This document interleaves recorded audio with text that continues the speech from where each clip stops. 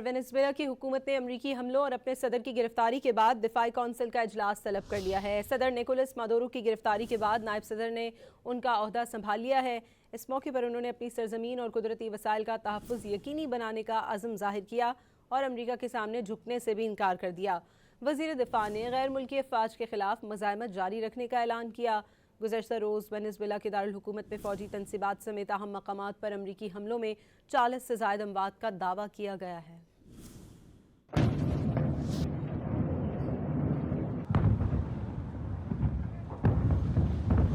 Venezuela میں Nicholas Maduro کا 13 سالہ دورہ اقتدار ختم ہو گیا۔ امریکی افواج کے ہاتھوں گرفتاری کے بعد نائب صدر ڈیلسی روڈریگز نے صدارتی ذمہ داریاں سنبھال لیں۔ ملک کی خود مختاری اور علاقائی سالمیت پر ہونے والے امریکی حملے کا جواب دینے کے لیے وینزویلا کی خصوصی دفاعی کونسل کا اجلاس طلب کر لیا گیا ہے۔ نائب صدر ڈیلسی روڈریگز نے قوم سے خطاب میں امریکہ کے سامنے جھکنے سے انکار کر دیا۔ اپنی سرزمین کے آخری دم تک دفاع کا عزم ظاہر کرتے ہوئے کہا کہ وینزویلا کسی ملک کی کالونی نہیں بنے گا اور اپنے قدرتی وسائل کا تحفظ ہر ممکن یقینی بنایا جائے گا۔ انہوں نے کہا کہ صدر مادورو کو اغوا کیا گیا ہے، وہی ملک کے اصل صدر ہیں۔ انہوں نے راتوں رات ہونے والی کارروائی کو ایک سنگین جارحیت اور دو طرفہ تعلقات پر بدترین داغ قرار دیا۔